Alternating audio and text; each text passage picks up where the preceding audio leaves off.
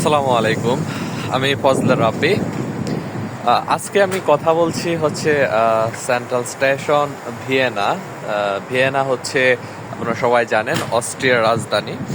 তো এটা নিয়ে হচ্ছে আমার দ্বিতীয়বার ভিয়েনাতে, আজকে দ্বিতীয়বার। তবে একটা বিষয় আমি সব সময় যেটা লক্ষ্য করেছি সেটা হচ্ছে ফার্স্ট সময় যখন আমি ভিয়েনাতে আসছিলাম তখনও হয়েছিল মানে এত বাতাস, আমি জানি না কেন, মানে হচ্ছে হাঙ্গেরি থেকে ভিয়েনাতে বাতাসটা একটু বেশি থাকে। সো আজকেও দেখেন অনেক বাতাস এবং একটু ঠান্ডা, মানে ভিয়েনাতে একটু ঠান্ডা বেশি থাকে। যাই হোক, তো আমি হচ্ছে আপনাদের জন্য আজকে একটি ইনফরমেশন নিয়ে এসেছি, যেটা হচ্ছে আপনারা হয়তো অনেকেই জানেন না যে ইউরোপের সেনজেনভুক্ত কান্ট্রি অস্ট্রিয়াতে বাংলাদেশি স্টুডেন্টদের জন্য বিনামূল্যে পড়াশোনা করা যাচ্ছে।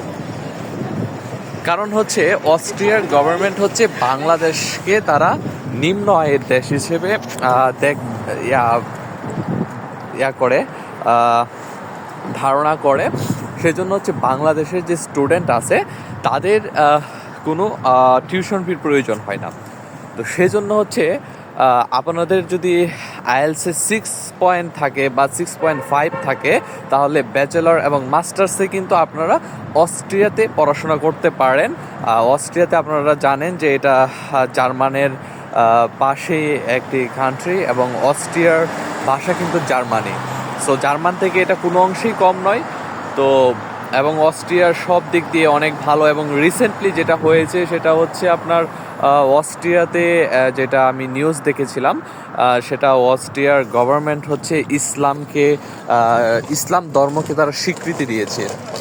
তো তারপরে গতবারে যখন আসছিলাম তখনও আমার এখানে একজন ভাই আছেন। তো তার মাধ্যমেও আমি যেটা দেখেছি যে হাঙ্গেরির তুলনায় বা অন্যান্য ইউরোপের কান্ট্রির তুলনায় অস্ট্রিয়াতে আপনার মসজিদ, তারপরে হচ্ছে মুসলমানদের সংখ্যাটা একটু বেশি। তো হচ্ছে আপনারা যারা ইউরোপে আসার জন্য চেষ্টা করতেছেন, তো তারা হচ্ছে অস্ট্রিয়াটা দেখতে পারেন। It's best option for you. যদি আপনার আইএলসে 6 থাকে, ব্যাচেলারটা অস্ট্রিয়া করতে পারেন। অস্ট্রিয়ার হচ্ছে যারা পড়াশোনার জন্য একদমই একটা পারফেক্ট একটা প্লেস, এবং এখানের যে কালচার সব কিছুই হচ্ছে আপনার বোধগম্য হবে। তো আশা করি আপনারা যারা যদি অস্ট্রিয়া নিয়ে যদি আরও ধরনের কোনো ইনফরমেশনের প্রয়োজন হয়, অবশ্যই আমাকে কমেন্ট সেকশনে জানাবেন। আমি আরও বিস্তারিত আলোচনা করব এবং আমি আরও ইনফরমেশন নেওয়ার চেষ্টা করব যে আসলে অস্ট্রিয়াতে বাংলাদেশি স্টুডেন্টদের জন্য কি কি সুযোগ সুবিধা আছে। সেই সম্পর্কে আমি আরও তথ্য কালেক্ট করে আপনাদের সাথে আবার কথা হবে ইনশাল্লাহ। সে পর্যন্ত সকলে ভালো থাকুন। দেখা হবে পরবর্তী কোনো ভিডিওতে। আল্লাহ হাফেজ।